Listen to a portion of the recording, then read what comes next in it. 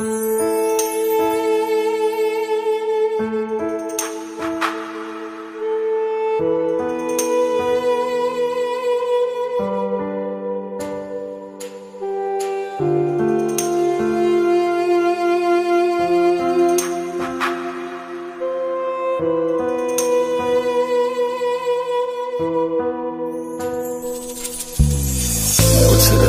از این شهری که توش این آدما یه جوری قلبتو میشکنن که با خودت میگی دیگه بعد از این به هیچ آدمی دل نمیدم.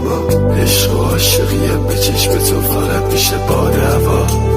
واسه من یکی که معنی ندارش، ولی هنوزم غیر از همسر جاشه که چیزی گفته بهش.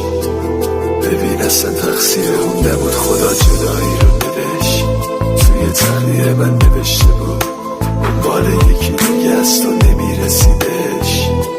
گفت خداتم دوست دارم برو، وقتی کوچیک بود میخواسته طلاق کنده شده دلش. دیگه کوله بارو بستم، دور شدم از همه، بدی نکردم به کسی، خدا خودت ببین. ولی شاید اینجوری حقمه.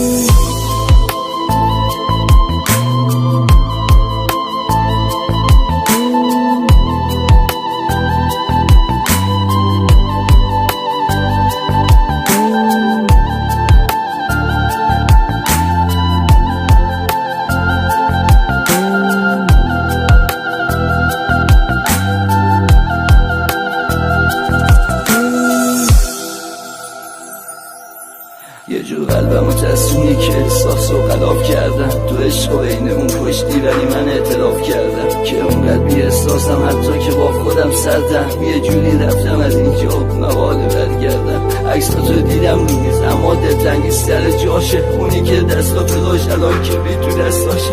داره آتیش میزنه همه یادگاریاتو، تو نزدیکم نفهمیدم چقدر راه تو. رد یادگاری حقت هنوز تو دستمه، گلگی ندارم از تو، مال خودم از همه. دل تنها و غریب و بی کسم واسه تو بود، این همه نابود کردم خودم و تشتی سود. بعد تو خواه شدم، از همه بیزار شدم، از توی بی صفت نالوتی بیزار شدم. شاید بتونم اشتباهاتم رو جدا کنم، میخوام تو قلب دخترم تو را پیدا کنم.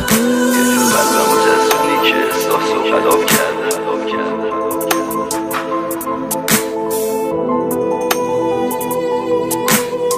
تو نزدیکم نفهمیدم چقدر تو